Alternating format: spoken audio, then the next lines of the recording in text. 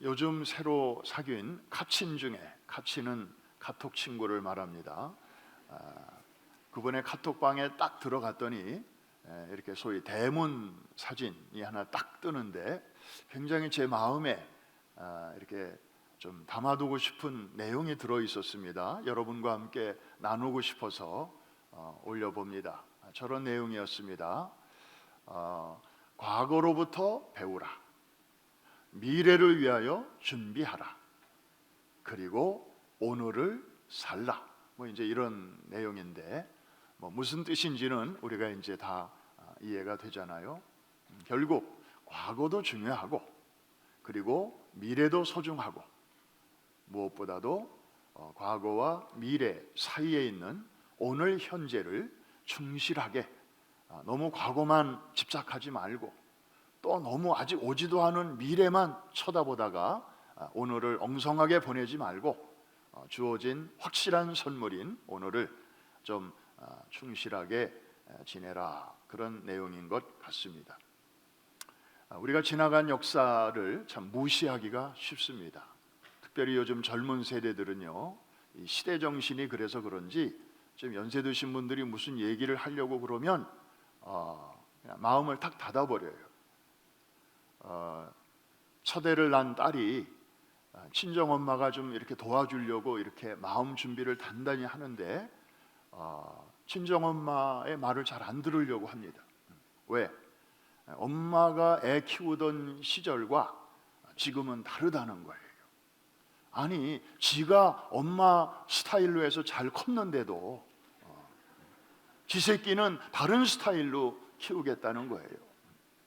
참 그런 거 보면 또 너무 이렇게 과거와 담을 쌓으려고 하는 것도 좀 좋아 보이지는 않습니다. 과거가 왜 중요한가 하면 저기도 썼잖아요. 진정한 배움의 현장이기 때문에 그래요. 과거로부터 배울 수 있는 게 너무 많아요. 사실 김영석 교수가 100년을 살아보니 라는 책을 몇 년 전에 쓰셨어요. 100세가 되기 전에 쓰셨어요. 사람들이 엄청 그 책을 샀습니다. 왜 그럴까요? 본인들은 100세까지 살려면 몇십 년을 기다려야 되는데 먼저 그 길을 가보신 분이 내가 가보니까 60대 때는 이런 게 있고 70대 때는 이렇더라, 80대는 이런 생각이 들더라, 90대는 내 몸이 이렇더라, 그리고 100세 가까이 돼 보니까 참 이런 점들이 좋더라.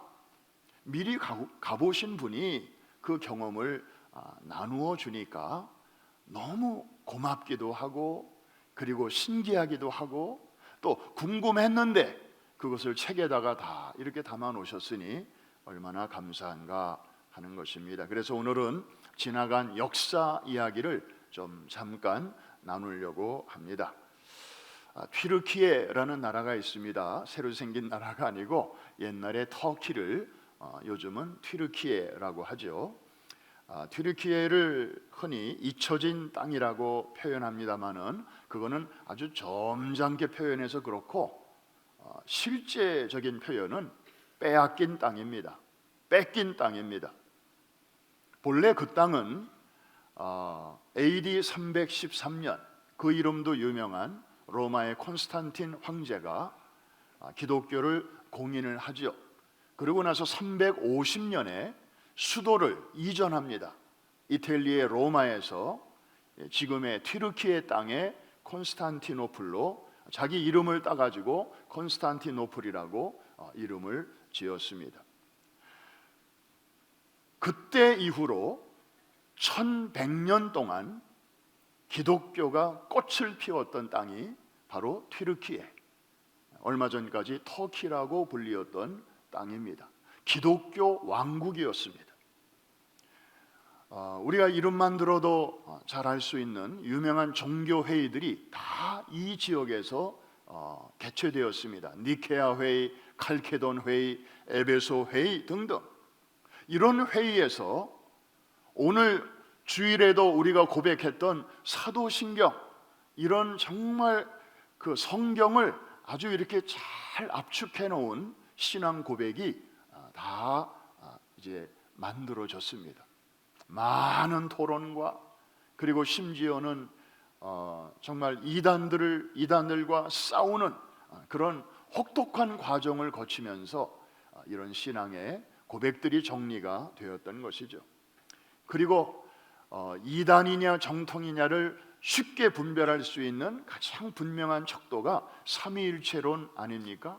예수님의 신성을 부인하는 그런 이단들이 과거에도 있었고 오늘날에도 있는데, 그런 것들을 아주 잘 분별할 수 있고, 그리고 진리를 수호할 수 있는 그런 삼위일체론 같은 그런 교리적인 확립이 다 이 튀르키예 땅에서 이루어졌던 것입니다. 게다가 우리가 사랑하고 정말 너무나 존경하는 사도 바울이 1차, 2차, 3차 전도 여행을 두루 다녔던 땅이 바로 여기고요. 그래서 지금도 가면 곳곳에 바울의 그 숨결을 우리가 느낄 수가 있습니다. 그리고 이제 사진에서 보시는 것처럼 어마어마한 박해가 있었는데, 그때 그리스도인들은 저 땅 속으로 다 들어갑니다. 왜? 지상에서는 견딜 수가 없으니까. 그리고 지상에는 교회가 있던 자리에 저렇게 모스크가 다 서 있으니까, 그래서 그리스도인들이 저렇게 땅 속에서 공동 생활을 하면서 믿음을 지켰던 그런 땅이 바로 튀르키예이기도 합니다. 사도 요한의 제자인 폴리카를 비롯한 많은 순교자들의 피가 흘려진 땅이기도 합니다. 그랬던 땅인데 1453년 5월 29일 약관 21살의 이슬람 지도자 술탄 마호메트 2세의 오스만 터키 제국에 의해서 이 땅이 점령당합니다. 그리고 전에 교회가 있던 자리가 다 이슬람 사원인 모스크로 바뀌게 됩니다. 십자가 대신에 초생딸을, 그리고 교회 종탑이 있던 곳에는 삐죽삐죽한 소위 미나렛이라고 하는 이슬람의 그 종탑이 세워지게 됩니다.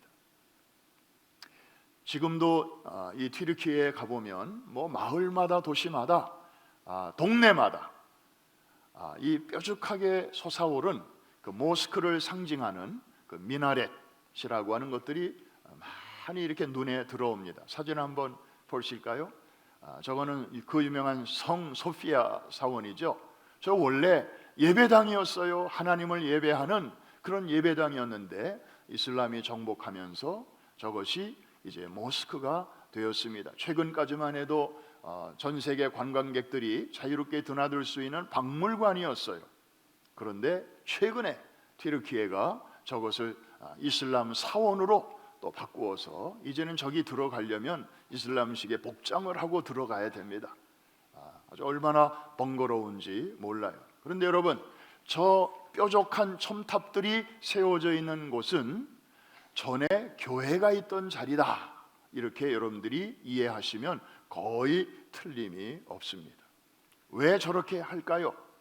기독교에 대한 이슬람의 승리의 상징으로 그렇게 의도적으로 하는 것입니다. 지금 튀르키예는 인구가 8,500만 명쯤 되는데, 그 중에 기독교인이라면 개신교, 캐톨릭, 동방정교, 심지어 기독교 이단까지 다 포함해서 6,000명. 그래서 퍼센티지로 따지면 0.00006%. 0점 다음에 0이 4개가 들어갑니다.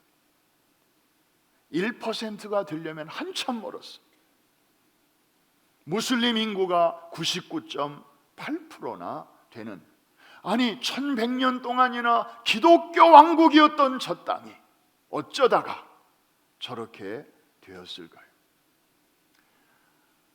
저는 이번에도 마지막 날 터키를 떠나면서 박물관을 방문했습니다.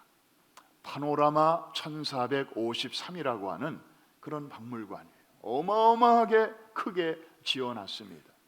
이 박물관을 지은 목적은 바로 1453년이 이제 비잔틴 왕국, 기독교 왕국이 완전히 무너지고 이슬람 왕국이 세워진 해거든요. 그래서 그때 이 콘스탄티노플이 어떻게 정복되었는가를 생생하게 이렇게 재현해 놓은 그런 박물관이에요. 거기에 어마어마한 대포와 그리고 그 대포의 그 알이 등장합니다. 들려오는 얘기로는 그 멸망의 원인이 여러 가지가 있겠습니다만은 그 중에 하나가 교회끼리 서로 내부에 분열이 있었다. 사실 이 콘스탄티노플이라고 하는 성은요, 쉽게 무너질 수 있는 성이 아니에요. 그 지정학적인 조건을 보면 다 바다로 이렇게 둘러싸여 있고요. 그래서 웬만한 군대가 거기에 접근을 할 수가 없어요. 게다가 그 성벽이 얼마나 단단하고 견고한지, 여러분, 여리고성은 2겹이었어요. 그런데 이 콘스탄티노플 성은 3겹이었습니다.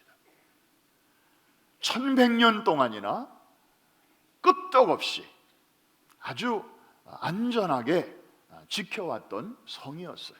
그것만 봐도 알 수 있잖아요. 그런데 어떻게 이 성이 21살짜리가 이끄는 이슬람 군대에 의해서 그렇게 쉽게 무너질 수 있었을까? 그 이유 중에 하나로 그 우르반이라는 헝가리 출신의 그 대포 제조업자가 있었어요. 이 사람이 나름대로 그 당시 신무기인 대포를 설계한 거예요. 그래서 이걸 가지고 기독교 지도자에게 찾아왔어요. 이 대포가 있으면 앞으로 외적이 누가 쳐들어와도 아주 안전하실 겁니다. 그랬는데 그 기독교 지도자가 그 사람을 거절했어요. 우리는 이런 거 없어도 괜찮아. 그리고 어이구, 이 대포 보니까 사이즈가 엄청나고 또 그 알도 실탄도 보니까 이게 어마어마한데 이거 만들려면 돈이 너무 많이 들어. 우리 그런 거 하고 싶지 않아. 부담돼. 딴 데 가서 알아봐 하고 그냥 돌려보낸 거예요. 아니, 이 사람은 나라를 위하고 교회를 위하는 마음으로 자기가 오랫동안 연구한 것을 가지고 왔는데 알아주질 않으니까 이 사람이 그 설계도를 가지고 이슬람 지도자한테 간 거예요.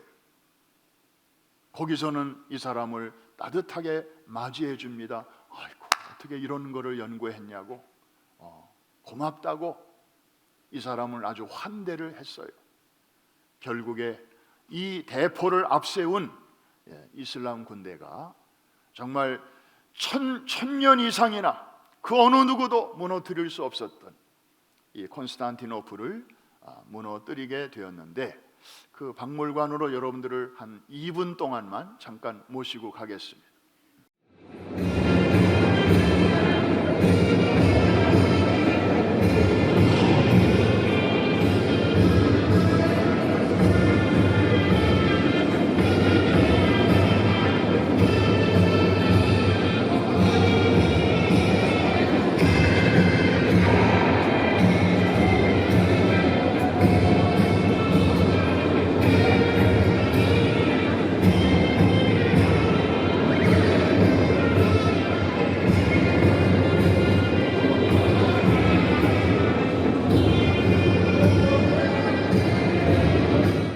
저토록 견고하게 보이는 성이 불에 타고 있습니다. 튀르키예에서의 기독교 왕국의 종말을 이제 보여주는 것이죠. 사실은 저 박물관은 이슬람을 선전하는 그런 의도가 아니겠습니까? 비싼 돈을 주고 우리 팀이 이렇게 들어갔습니다마는 저는 저것을 볼 때마다 정말 마음속에서 부글부글합니다. 그리고 얼굴이 화끈화끈해집니다. 지금 저 음악 소리,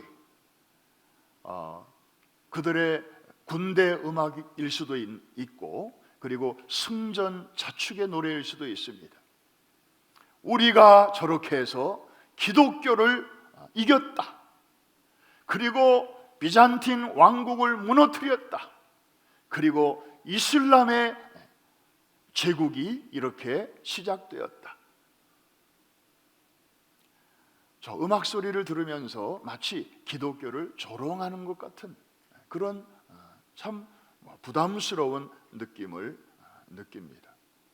여러분, 저 견고한 성이 외세에 의해서가 아니라 사실은 내부의 자중질환에 의해서 저렇게 문이 열리고 그리고 대포를 맞고 허무하게 무너지고 말았다고 하는, 그 당시에 교회는 뭐 가지고 싸우고 있었는가 하면 일반 신자들이 라틴어로 된 성경을 잘 모르니까 교회에서는 성경의 내용을 그림으로 이렇게 그렸어요.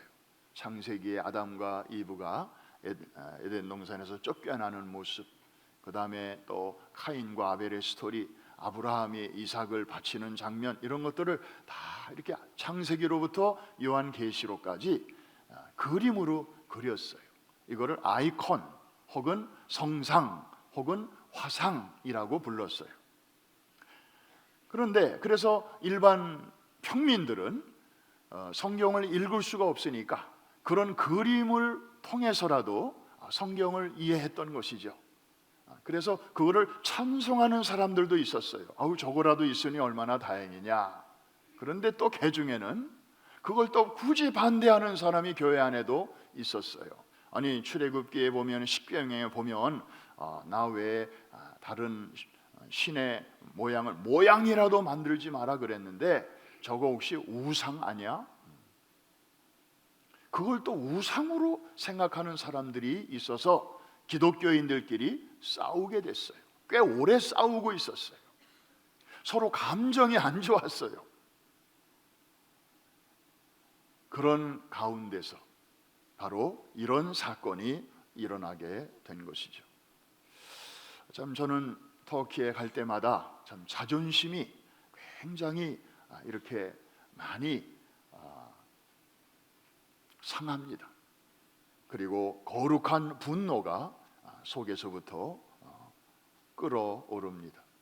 그래서 터키를 밟을 때마다 떠오르는 그 시가 한 수 있어요. 한국의 이상화 시인의 작품입니다. 1926년 일제치하에서 개벽이라는 잡지에 발표한 시이죠. 대한민국을 강제로 점령한 일본 제국에 대한 저항의식, 그리고 조국에 대한 애정, 이것을 밭에서 봄에 김을 내는 그 아낙네의 심정에 담아서 이렇게 은유적으로, 비유적으로 표현한 시입니다.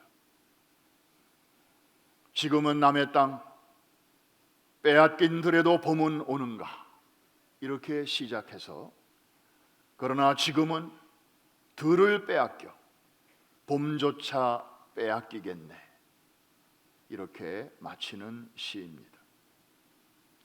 들판을 빼앗긴 것도 억울한데 봄까지 빼앗기겠네, 나라의 앞날을 걱정하는 한 애국적인 시인의 그러한 탄식입니다.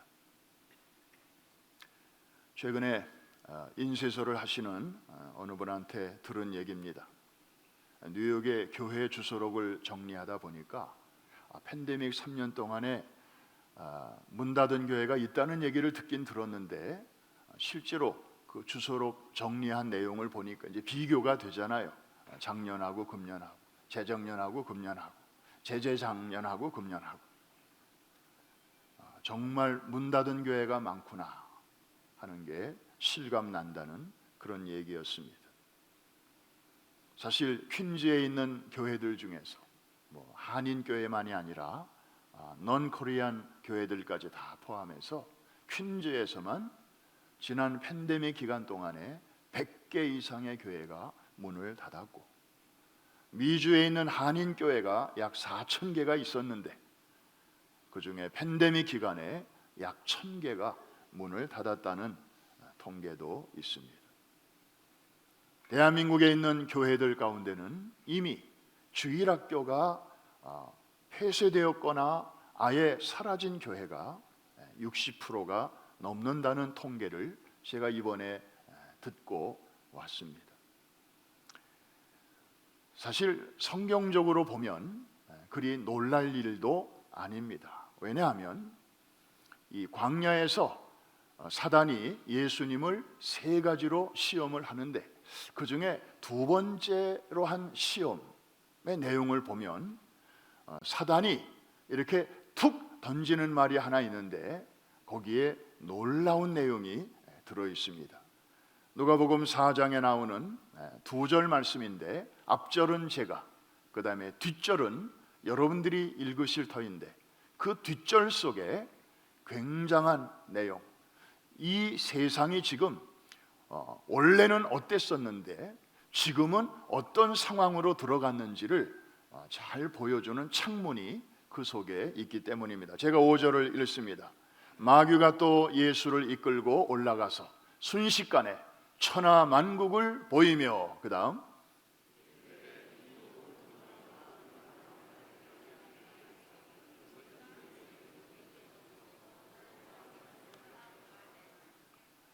이 모든 authority, 권위와 그 영광, splendor, 이거를 내가 내게 줄 테니 내 말만 잘 들어. 내가 내게 줄 수 있는 이유는 이것이 오래전에 나에게 넘겨진 것이기 때문에 그래. 저 말이 참 놀랍습니다. 원래는 사탄 게 아니었어요. 그런데 어느 시점에서 사탄에게로 저 고난이 넘어왔다는 것입니다. 언제일까요? 원래 이 세상은 창조주 하나님의 작품이고 하나님의 소유 아닙니까? 그래서 하나님의 완전한 통치 아래 있었죠. 그런데 인류의 조상이 아직도 생생한 하나님의 말씀을 쫓지 아니하고 이제 막 들려오는 뱀의 말, 사단의 말에 혹해서 이거를 버리고 이 말을 따르는 순간, 소위 죄가 이 좋은 세상 안에 들어오면서 이 아름다운 권세가, 이 아름다운 이 세상에 대한 통치권이 사단에게로 넘어가게 되었다, 이 말입니다. 뺏긴 것입니다. 그래서 성경을 보면 그때 이후로 이 세상은 사단의 권세 아래, 흑암의 권세 아래, 그래서 하나님의 진노 아래 떨어지게 된 것입니다. 미안하지만 요즘에 태어나는 모든 아이들은, 그리고 우리들도 바로 이런 세상 속으로 태어나게 되는 것이죠. 막 태어난 아이들은 정말 아무것도 모르고 영적으로 정말 깨끗하고 순수하게 보이지만 영적으로 보면 바로 이 어두운 세상 안으로 태어나는 것입니다. 이 아이에게도 구원이 필요한 존재가 된 것이죠. 예수 그리스도가 필요한 상태로 태어나게 되는 것입니다. 이해가 되시면 아멘 하십시다. 여러분, 성탄절이 왜 생각할수록 감사한 것입니까? 이 어두운 세상에, 이 사단의 권세 아래에 있는 이 세상으로 우리 주님께서 빛으로 찾아오셨기 때문입니다. 자기 백성을 저희 죄에서 구원하시려고. 할렐루야. 우리 요한복음 3장 16절, 영원한 정말 복음의 핵심인데 암송하시는 분도 있지만 또 버전이 조금 달라졌으니까 우리 같이 큰 소리로 한번 같이 읽겠습니다. 시작. 하나님이 세상을 이처럼 사랑하사 독생자를 주셨으니 이는 그를 믿는 자마다 멸망하지 않고 영생을 얻게 하려 하심이라. 아멘이시죠? 네, 참 생각할수록 너무 감사해요. 저 속에 크리스마스가 들어있는 거예요. 오늘 우리 교회 생일인데 왜 그러면 주님께서는 교회를 세우셨나요? 주님의 부활 승천하시자마자 하나님께서는 성령을 통해서 지상에 그분의 또 다른 몸, 곧 교회를 세우셨는데 왜 세우셨을까요? 바로 이 일을 감당하게 하시려고 세우셨는데, 베드로전서 2장 9절입니다. 우리 같이 한번 읽겠습니다. 시작. 그러나 너희는 택하신 족속이요 왕 같은 제사장들이요 거룩한 나라요 그의 소유가 된 백성이니 이는 너희를 어두운 데서 불러내어 그의 기이한 빛에 들어가게 하신 이의 아름다운 덕을 선포하게 하려 하심이라. 선포라는 말은 요즘 말로 풀어 쓰면 전도와 선교를 통해서, 교회의 이 아름다운 사역을 통해서 이 세상 한복판에서 이제 하나님의 나라가 확장되어 가도록 이 일을 위해서 하나님께서는 교회를 세우셨다는 말씀입니다. 그런 면에서 이 세상은 놀이터가 아닙니다. 전쟁터입니다. This world is not a playground, but battlefield. 따라서 교회는 유람선일 수 없습니다. 유람선이면 큰일 납니다. 살아있는 교회는 구축함이어야 합니다. 그리고 더 큰 교회는 항공모함이어야 하는 것입니다. 그게 무슨 특별한 게 아니고 원래 그래야 하는 것입니다. 중간에 변질돼서 그런 것뿐입니다. 한번 따라해 주십시오. 이 세상은 놀이터가 아니다. 전쟁터다. 그래서 여러분, 매 순간 우리는 알게 모르게 치열한 영적 전쟁을 치르고 사는 것입니다. 아마 오늘 아침에도 영적 전쟁 경험하고 오신 분도 계실 거예요. 아유, 전쟁, 아유, 6.25 때만 해도 정말 지긋지긋한데, 아유, 또 전쟁 얘기 또 하세요. 전쟁 나 싫어요. 그런 얘기 하지 마세요. 그런 분들이 혹 계실는지 모르겠습니다. 여러분, 너무 겁먹지 마십시오. 이 전쟁은 결과가 어떻게 될까? 아유, 가봐야 알지 뭐, 싸워봐야 알지 뭐. 여러분, 그런 전쟁이 아니에요. 결론이 이미 나와 있는 전쟁입니다. 여러분, 지난번에 우리 월드컵 때 한국 선수들 너무 잘했죠? 그때 떨어지기 직전에 마지막 경기, 조예선 마지막 경기, 그래서 1위를 달리고 있는 포르투갈과 꼴찌를 달리고 있는 대한민국이 같이 붙었어요. 근데 그때 일하시는 하고 그 시간에 못 보신 분들이 계실 거예요. 그런 분들은 본방을 사수를 못했으니까 뭘 봐야 돼? 네, 재방 내지는 이제 녹화 방송을 보셔야 되잖아요. 저도 그때 한번 또 봤어요. 그랬더니 이게 웬걸, 전반전에 시작한 지 얼마 안 됐는데 우리가 한 골을 먹는 거예요. 가슴이 철렁했어요. 그러나 낙심은 안 됐어요.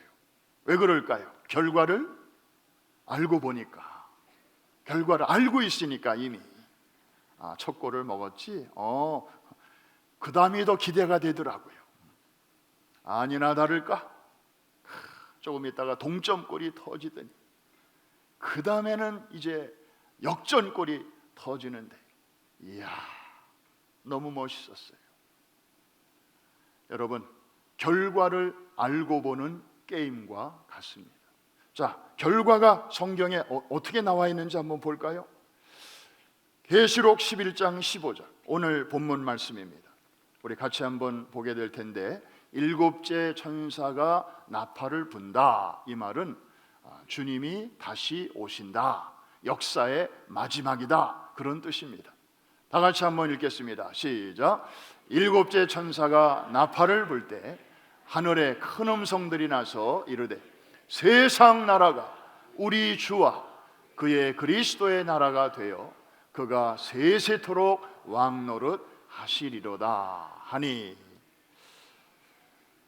이게 결론입니다. 지금은 세상 나라가 꿈쩍도 안 하는 것 같습니다. 교회가 막 밀리는 것 같습니다. 이러다가는 교회들이 다 문을 닫을 것 같습니다. 세상이 이길 것 같습니다. 빼앗기는커녕 더 빼앗길 것 같습니다. 그러나 여러분, 저것이 결론입니다. 한 번 더 비춰주십시오. 저거 우리 놓치면 안 됩니다. 저것이 이 전쟁의 결론이고 이 영적 게임의 결말입니다. 다 같이 한 번 더 시작. 일곱째 천사가 나팔을 불매 하늘에 큰 음성들이 나서 이르되 세상 나라가 우리 주와 그의 그리스도의 나라가 되어 그가 세세토록 왕노릇 하시리로다. 아멘입니까? 지난주에 설교 제목 기억나십니까? 사람의 약속은 힘이 없어요. 상황에 따라 얼마든지 바뀌어요. 그러나 하나님의 약속은, 한번 따라해 주시기 바랍니다. 약속은 반드시 이루어진다. 누구의 약속? 하나님의 약속은. 그래서 하나님은 인생이 아니시니 시건치 않으시고 인자가 아니시니 후회가 없으시도다. 어찌 말씀하신 바를 행치 않으시며 하신 말씀을 실행치 않으시랴. 여러분, 2대1로 우리 대한민국이 이기는 경기 결과를 알고 보셨죠? 중간에 한 골 먹어도 큰 걱정 안 해요. 왜? 오히려 그 다음이 기대가 돼요. 더 중요한 것은 그 2대1이라는 결론은 어느 누구도 바꿀 수가 없어요. 이미 언론에 나왔어요. 이 숫자는 아무나 바꿀 수 없다. 이해가 되시면 아멘.